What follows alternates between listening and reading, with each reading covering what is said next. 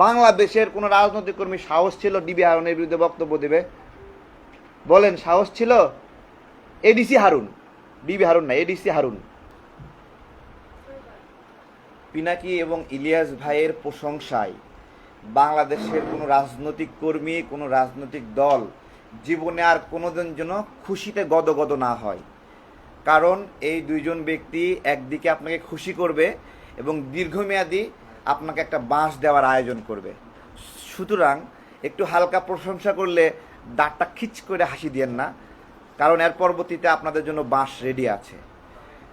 আমরা পিনাকি দাদা ইলিয়াস ভাইয়ের সাথে সম্মিলিতভাবে বিভিন্নভাবে রাজনৈতিক পরামর্শ করে কাজ করতাম। আমরা কোন জায়গায় বিরোধটা হলো, আইনের বিরুদ্ধে মিছিল করতে হবে। বাংলাদেশের নাগরিকদেরকে জিজ্ঞাসা, সেনাবাহিনীর বিরুদ্ধে আমাদের এই মিছিলটা করা উচিত ছিল কিনা বলেন।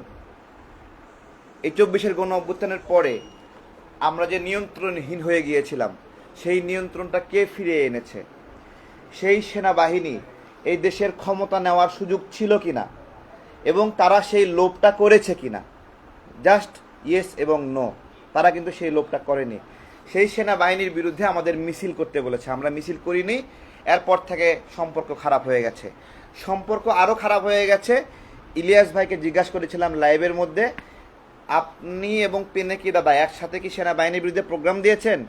পিনাকি দাদা দেখলাম যে তার ফেসবুক পোস্টে দিছে ইলিয়াস এবং পিনাকি যৌথভাবে সেনাবাহিনীর বিরুদ্ধে মিছিল দিছে। আপনি কি এটা দিয়েছিলেন? ইলিয়াস ভাই বলতেছে না, আমি এটা দেই নাই। তাহলে পিনাকি দাদার কথাটা মিথ্যা হয়ে গেল। এইটাতে ভিডিওটা ভাইরাল হওয়াতে আমার উপরে পিনাকি দাদা এবং ইলিয়াস ভাই রাগ করছে। এখন কাহিনী ঘটনা যেটা ঘটছে সেটা তো বলতে হবে।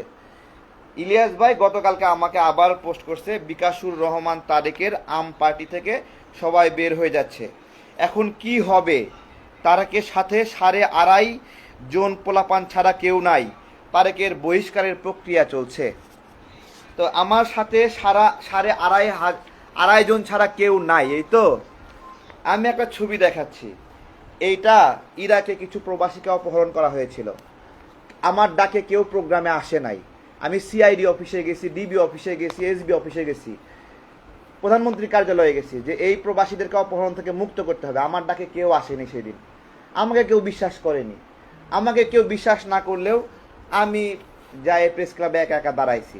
আমাকে সাংবাদিক ভাইরাও বিশ্বাস করেনি, আমার ভিডিও নেয়নি। কিন্তু আমি আমার জায়গা থেকে লিখছি, দেখেন বিকাশ নাম্বার ব্যবহার করে ইরাক প্রবাসীদের কাছ থেকে মুক্তিপণ আদায় করতেছে, সরকারের দায়িত্ব কি? আমার এই ছবিটা ভাইরাল হয়ে যায় আমার ফেসবুকে এবং তারপরেও কাজ হয় না। এরপরে নিজেই সিআইডি পরিচয়ে অপহরণকারীদের ফোন দিছি, ফোন দিয়ে বলতেছি আমি সিআইডি থেকে বলতেছি, সিআইডির অফিসেই বসেছিলাম, বলছি সিআইডি থেকে বলতেছি, হেডকোয়ার্টার থেকে, আপনারা অমুক প্রবাসীকে অপহরণের সঙ্গে জড়িত, 1 ঘন্টা সময় দেওয়া হলো, ছাড়বেন, না হলে আপনাদের বিরুদ্ধে ব্যবস্থা নেওয়া হবে। তারা ভয়েতে 5 জন প্রবাসী ভাইকে ওই সময় অপহরণ থেকে মুক্তি করে দেয়। এরপরে এই ছবিটা হলো ডিবি হারুনের ছবি। রিক্সাওয়ালারা বিপদে পড়ছে, রিক্সাওয়ালাদের বিপদে প্রোগ্রাম ডাকছি, অনেক রিক্সাওয়ালা আসছে, ডিবি হারুন আসছে। আমাদের দলের সবাই ডিবি হারুনকে দেখে ভয়ে চলে গেল, আমি একাই রিক্সাওয়ালাদের সঙ্গে ছিলাম। ডিবি হারুন আসে, চটাং চটাং করে কটা থাপ্পড় মারলেন।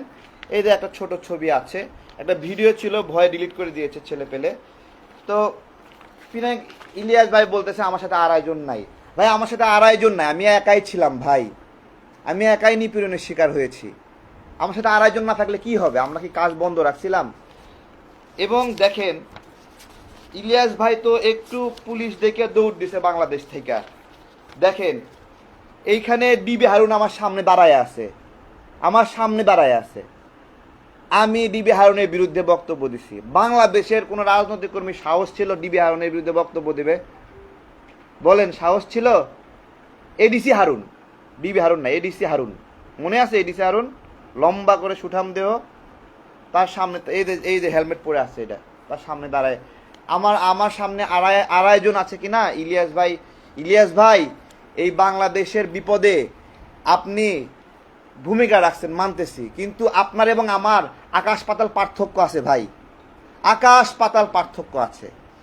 আপনি এবং আমি এক না।